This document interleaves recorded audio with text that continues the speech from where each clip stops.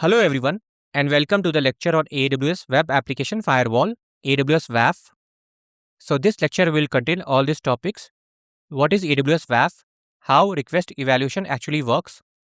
AWS WAF captcha and challenge, web ACLs, rules and rule groups, rule statements and inspectable components, rate-based rules, bot control and fraud prevention, account takeover prevention and account creation fraud prevention, service integration summary, Shield and Shield advanced integration, firewall manager for multi-account management, and exam scenarios and decision patterns. First topic, what is AWS WAF? AWS WAF is a layer 7 web application firewall that inspects HTTPS traffic at the application layer. It protects web applications from common threats like SQL injection, cross-site scripting, and bot abuse. AWS WAF natively integrates with 8 services: CloudFront, Application Load Balancer, API Gateway, AppSync, Cognito User Pools, App Runner, Verified Access, and Amplify. WAF operates via Web ACLs access control list, which are the central rule containers that evaluate every inbound request using priority ordered rules with a first match wins approach. The 5 available actions are allow, block, count, captcha, and challenge. Allow forwards the request to the origin. Block rejects the request with a 403 response. Count logs the request only with no enforcement. Captcha presents a puzzle challenge for humans. Challenge performs silent browser verification.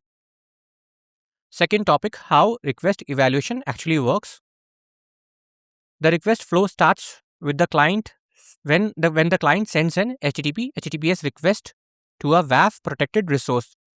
The resource forwards the request to the web ACL and the inspection begins.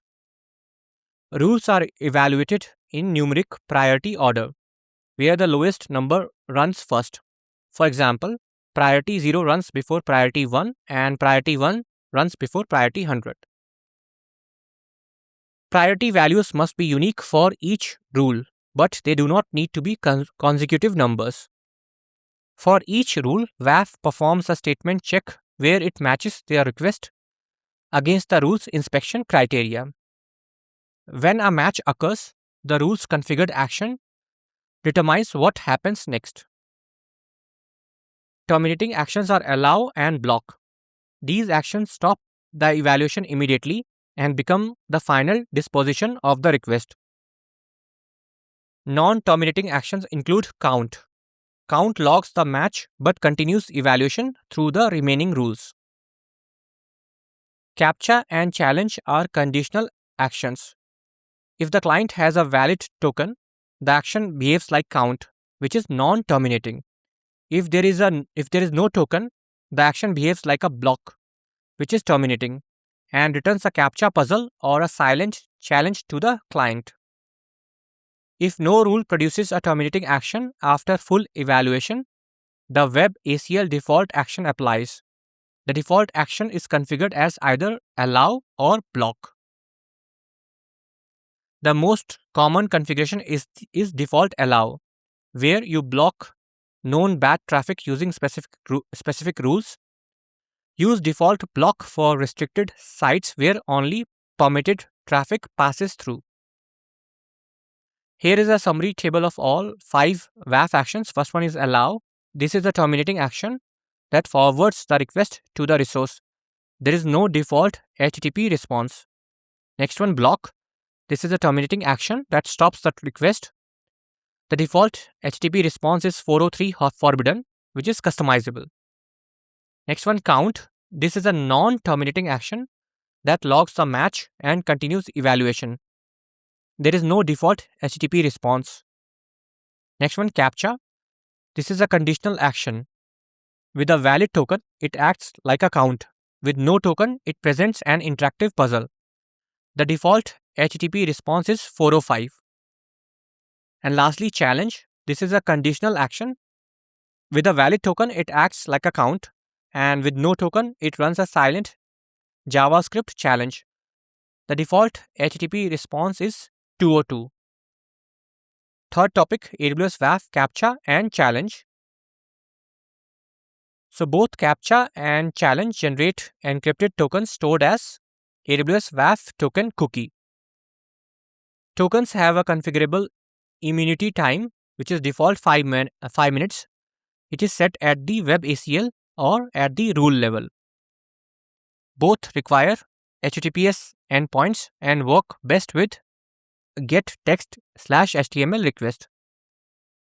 Fourth topic is web ACLs, rules and rule groups. The web ACL is the central WAF resource. It contains rules, a default action of allow or block, visibility configuration, and optional CAPTCHA or challenge settings. Each resource can only be associated with one web ACL at a time. However, one web ACL can protect multiple resources. There are scope limitations. A CloudFront scoped web ACL cannot protect regional resources and vice versa. Rules define the inspection criteria. Each rule contains statements that specify what to look for and actions that specify what to do when a match is found. Rules exist within a web ACL or a rule group. They are not standalone resources. Rule groups are reusable collection of rules. Each rule group has its own Amazon resource name and can be shared across multiple web ACLs. There are three types of rule groups. Custom rule groups, where you define your own rules and logic. AWS managed rule groups maintained by the AWS Threat Research Team.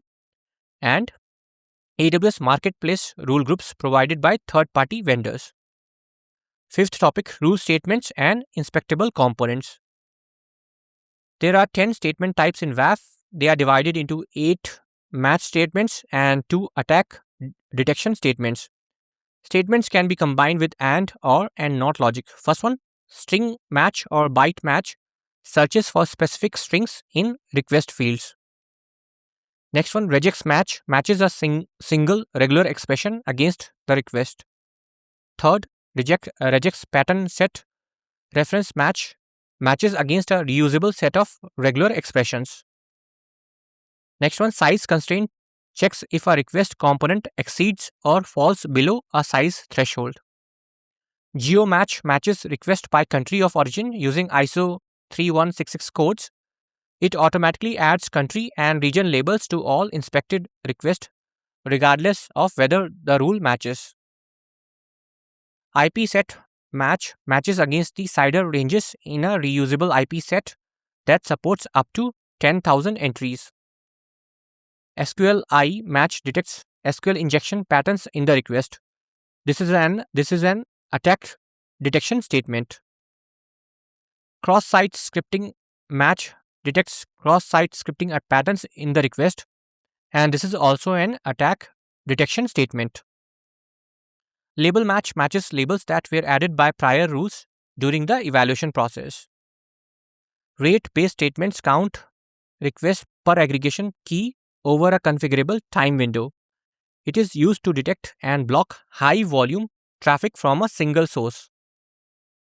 Statements can be combined using and, or, and not logical operators to create complex matching conditions within a single rule. The inspectable request components include URI path, which is Uniform Resource Identifier, query string, HTTP method, single or all headers, cookies, body, JSON body, and JA3 fingerprint. So JA3 is a method for creating SSL TLS client fingerprints. Sixth topic is rate-based rules. Rate-based counting works by counting requests per aggregation key. When the threshold is breached, it triggers an action. The evaluation window is configurable with options of 1, 2, 5. 5 is the default, or 10 minutes. The minimum threshold is 10 requests. You cannot set the threshold lower than 10. The aggregation options include source IP, forwarded IP, ASN, which is autonomous system number, custom keys, which are up to 5, and constant, which groups all requests into one group and requires a scope down statement. When the threshold is exceeded, the permitted actions are block, count, captcha, and challenge. Allow is not permitted as an action for rate-based rules. AWS WAF checks the rate approximately every 10 seconds to determine if the threshold has been breached. Seventh topic is bot control and fraud prevention. Bot control is the AWS managed rules bot control rule set, and it offers two inspection levels. The common level uses traditional detection methods including user agent string analysis, reverse DNS verification for known bots, and static request analysis of headers, patterns, and request structure. The targeted level adds advanced detection with browser interrogation using JavaScript challenges, fingerprinting for client environment, and device analysis. Behavioral heuristics to detect non-human interaction patterns, and optional machine learning based analysis of traffic patterns to detect distributed bot activity. Bot control adds rich labels to requests like bot, category, search engine, and bot verified. These labels can be used by subsequent rules for further decision making. Eighth topic is account takeover prevention and account creation fraud prevention. Account takeover protection uses the AWS managed rules ATP rule set. It protects login endpoints, stops credential stuffing, and checks against the stolen credentials database using dark web findings. ATP detection capabilities include identifying volumetric login attempts and suspicious patterns. Response inspection tracks login success and failure rates.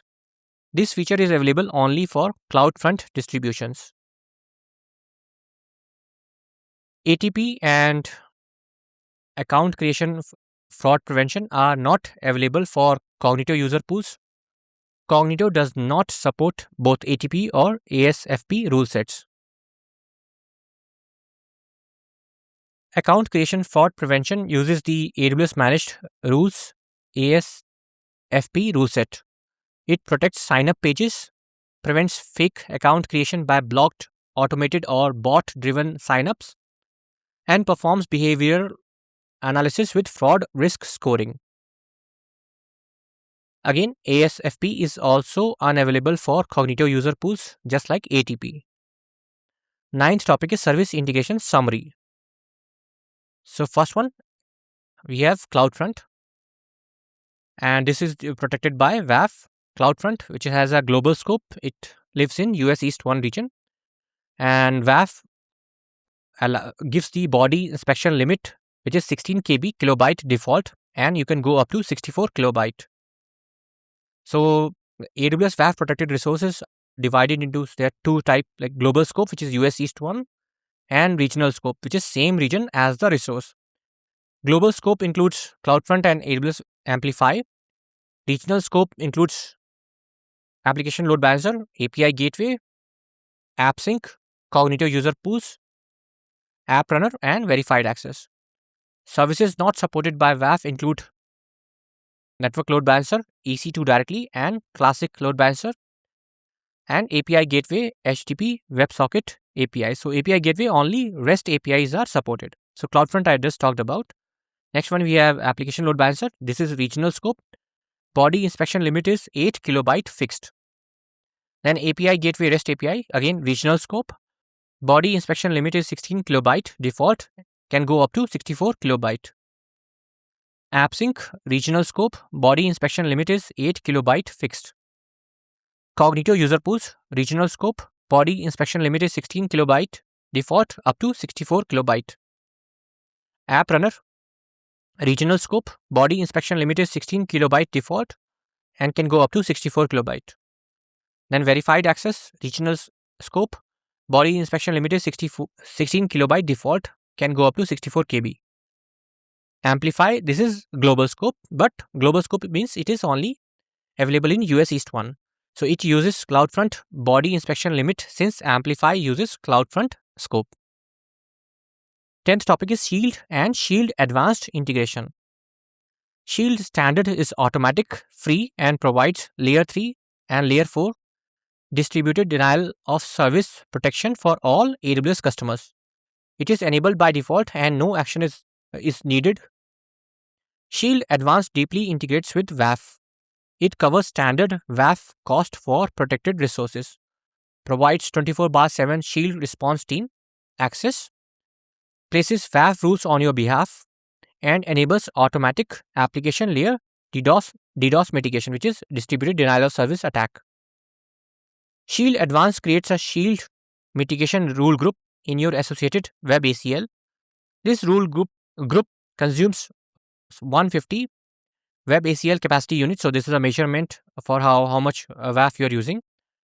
And this dynamically deploys custom WAF rules during attacks. DDoS cost protection provides credits for scaling charges during attacks. It requires an associated web ACL with a rate-based rule configured. 11th topic is Firewall Manager for multi-account management. So multi-account is AWS multiple AWS accounts. AWS Firewall Manager provides centralized WAF policy deployment across all AWS accounts in an AWS organization. It integrates with AWS organizations for multi-account management. Firewall Manager provides automated enforcement by automatically applying web ACLs to new resources like new ALBs and CloudFront distributions. It supports pre-rules, which is mandatory first, and post-rules, which is mandatory last, with team-managed rules in between. It also integrates with Security Hub for compliance monitoring with a central dashboard. The prerequisites for using AWS Firewall Manager are AWS organizations enabled, AWS config with continuous recording enabled, and a designated administrator account. Next, last topic is exam scenarios and some decision patterns. So, block request from specific countries. So, use a WAF geo match rule. Do not use CloudFront geo restriction if other WAF criteria are also needed. Let you want something more than CloudFront geo restriction, like from the WAF rules and WAF features, because CloudFront blocked request will never reach WAF. So in this case, use WAF if you want to block request from specific countries and you want WAF related features as well. Next one, protect against SQL injection. So use WAF with AWS managed rules SQLi rule set managed rule group. Next is rate limit API request per IP. So use WAF rate-based rules. Centrally manage WAF across 50 plus accounts. So use AWS Firewall Manager with AWS organizations. 24/7 DDoS response team plus cost protection. So use Shield Advanced in that case.